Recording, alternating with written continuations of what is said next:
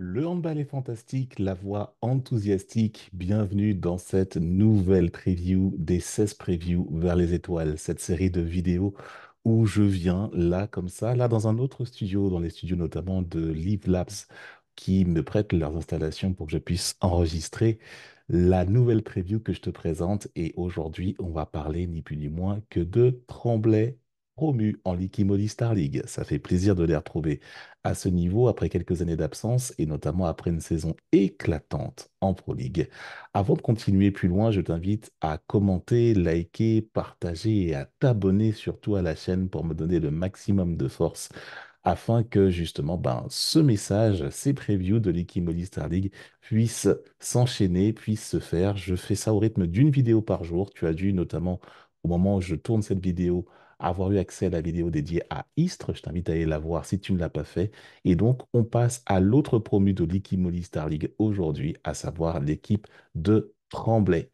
Et quel plaisir de pouvoir les retrouver.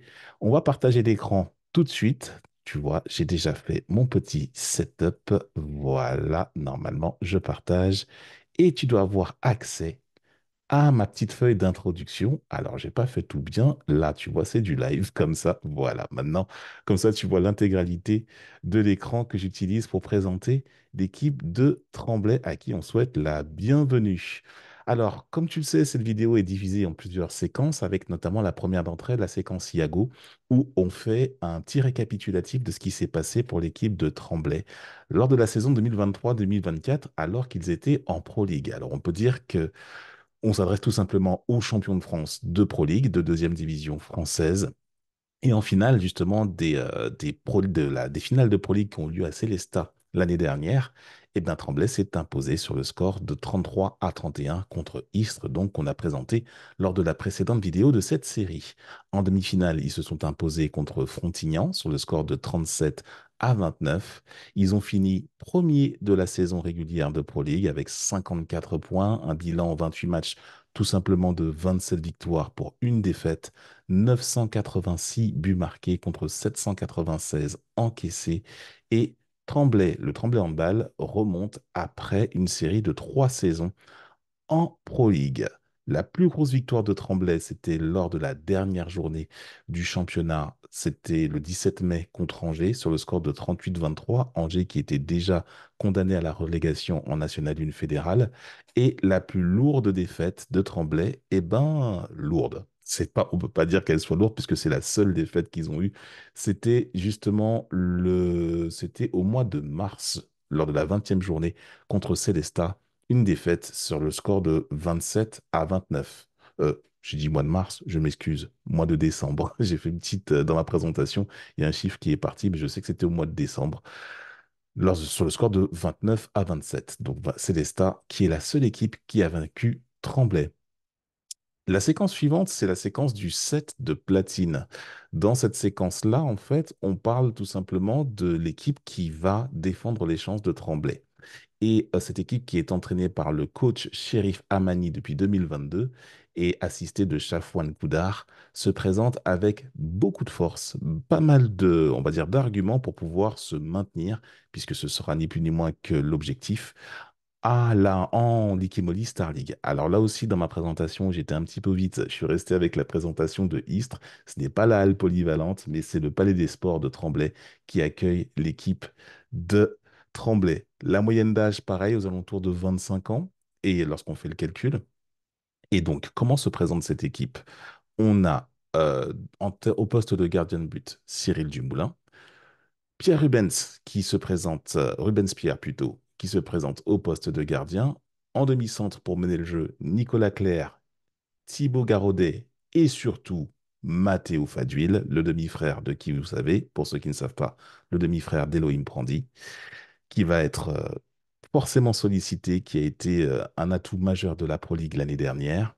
Au poste d'arrière droit, Mike Johnson, le Suédois. Au poste d'arrière gauche, trois joueurs comme Wellington Ferreira, le Brésilien, David Iglesias, l'Espagnol, et le nouvel arrivant, tout droit venu de Créteil, Kylian Rigaud, qui vient renforcer l'équipe de Tremblay. Sur la base avant, à l'aile gauche, Jérémy Pirani et Jean-Pierre Dupoux, l'international brésilien.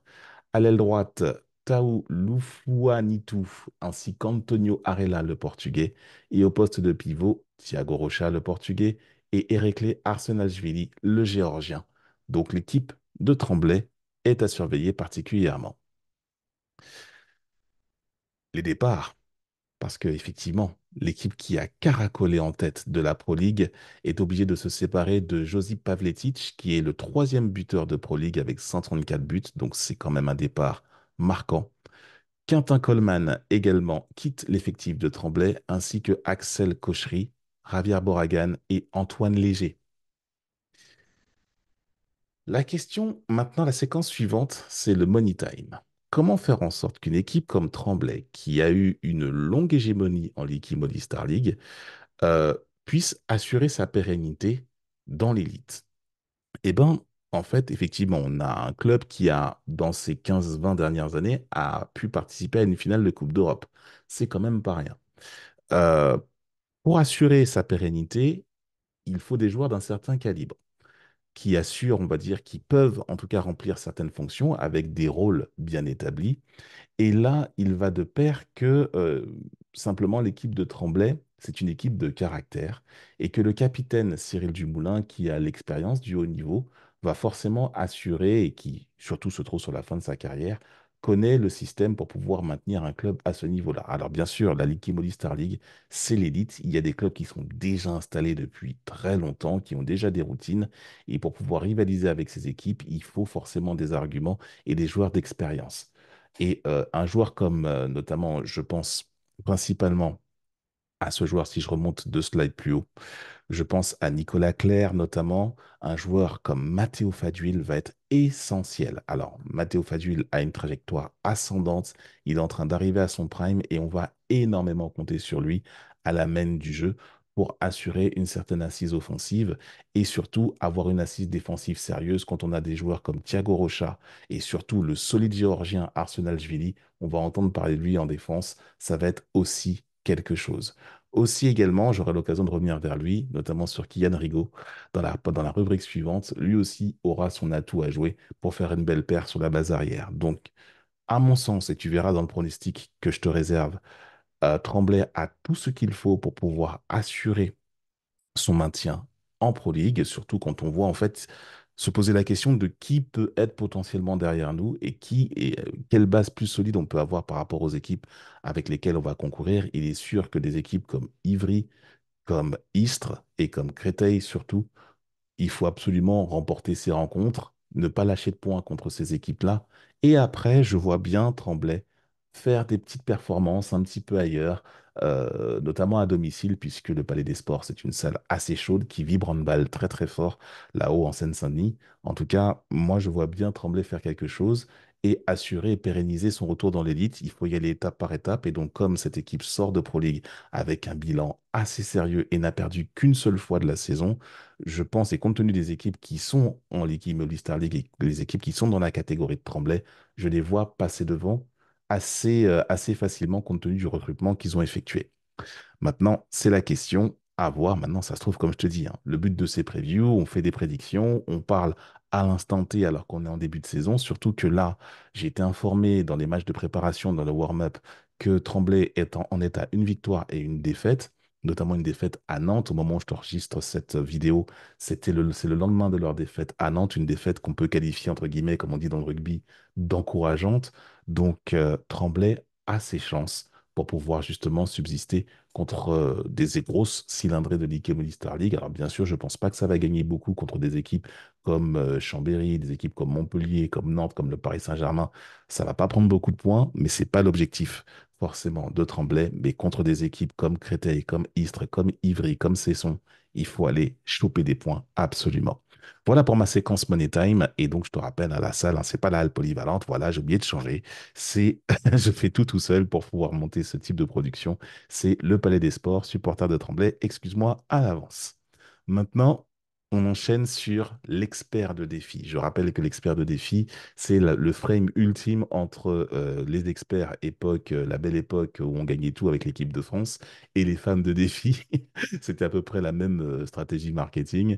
Et donc, l'expert de défi, j'ai choisi, j'aurais pu prendre Matteo Fadui, là, facilement, mais en fait, je me suis dit, c'était un petit peu facile, surtout qu'il y a déjà des portraits sur lui qui circulent un petit peu, et j'aimerais qu'on focus un petit peu plus sur Kylian Rigaud. Déjà parce qu'il vient de Créteil. Déjà, donc Créteil, la maison du handball, c'est la famille. Moi-même, en tant qu'ancien cristolien dans mes jeunes années, j'ai forcément un œil, une certaine tendresse pour tout ce qui gravite autour du Val-de-Marne, centré de la préfecture du Val-de-Marne, bien sûr, qu'est Créteil. Donc Kylian Rigaud, le fils de Pierre-Yves, 96 buts marqués l'année dernière en 24 matchs. C'était le quatrième buteur de l'équipe de Créteil à l'époque. Il scorait à 4 buts par match à 60% de réussite.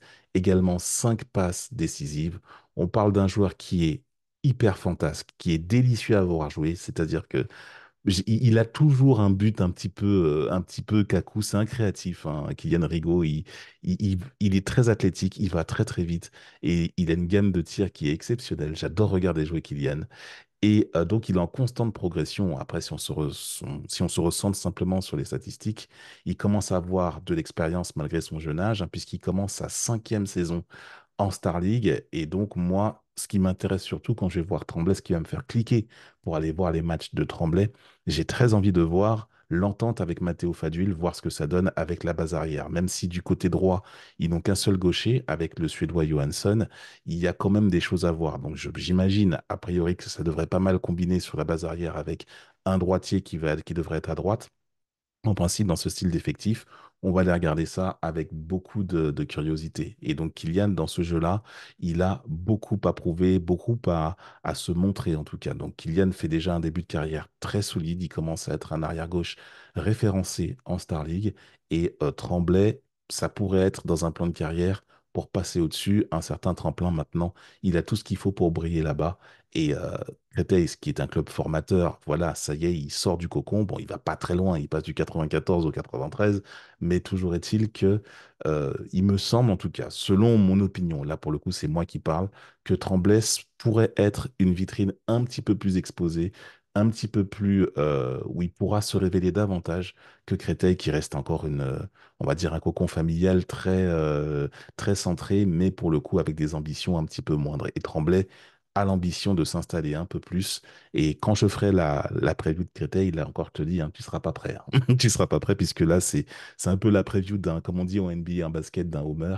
Mais pour ce qui est de Tremblay, il faut regarder les choses avec lucidité. Je vois Tremblay au-dessus et je suis donc curieux de voir l'entente avec Matteo Fadjuil dans les premiers matchs officiels de l'Ikemoli Star League. Maintenant, séquence suivante, ben, il faut se lancer, hein, toi aussi. Le pronostic, c'est-à-dire qu'en gros, je fais mes pronostics de la saison compte tenu des forces en présence et compte tenu de ce qui nous est proposé. Donc, Tremblay, c'est très simple. Pour le futur, pour Tremblay, je vois 7 victoires, un nul et 23 défaites pour Tremblay. Donc, un bilan ça nous fait un truc comme 15 points, ce qui peut être suffisant pour être maintenu en Ligue Molly Star League. Les victoires, je vois des victoires, 2 victoires contre Istres. Je vois une victoire contre Créteil sur un des deux matchs, soit celui à domicile, soit à l'extérieur, ce que tu veux, mais je vois un des deux matchs. Et aussi, comme je te disais, je vois Tremblay aller gratter quelques matchs auprès d'équipes classées un petit peu plus haut. Alors, Ivry, c'est un peu la même catégorie, mais je vois bien une victoire à Chartres, par exemple, ou alors à Dunkerque, ou au PAUC, que je vois une équipe un petit peu comme irrégulière, un petit peu à l'image de ce qu'ils étaient l'année dernière. Donc, je vois bien Tremblay aller chercher une victoire dans une équipe d'un calibre un petit peu plus supérieur. Et pourquoi pas le match nul, je l'ai mis contre Toulouse. Alors, c'est leur match de première journée de l'Ikimoli Star League. Je ne les vois pas, et ils jouent justement à Toulouse au Palais des Sports là-bas, en Haute-Garonne. Je ne les vois pas aller gagner, faire un résultat là-bas en première journée. Par contre, je les vois bien au match retour, au Palais des Sports, surchauffés, dans une équipe de haut de tableau comme Toulouse. Je les vois bien aller arracher un match nul. Et pourquoi pas, voilà quoi. Je ne sais pas quand est-ce que le match retour a lieu, si Toulouse sera encore en Coupe d'Europe à ce moment-là, puisque Toulouse joue l'European League. Je les vois bien aller gratter un résultat contre une équipe, voilà, avec un public surchauffé à domicile. Je les vois bien tendre un piège à une équipe du haut de tableau. Je vois pas le Paris Saint-Germain, je vois pas Nantes, je vois pas Montpellier, quoique, là aussi j'aurais mes réserves à dire sur Montpellier, mais une équipe comme Toulouse ou une équipe comme Nîmes, je les vois bien. Alors j'ai pas mis Nîmes hein, dans le lot, mais voilà, tu vois bien une équipe de ce calibre-là venir un petit peu se casser les dents au Palais des Sports de Tremblay.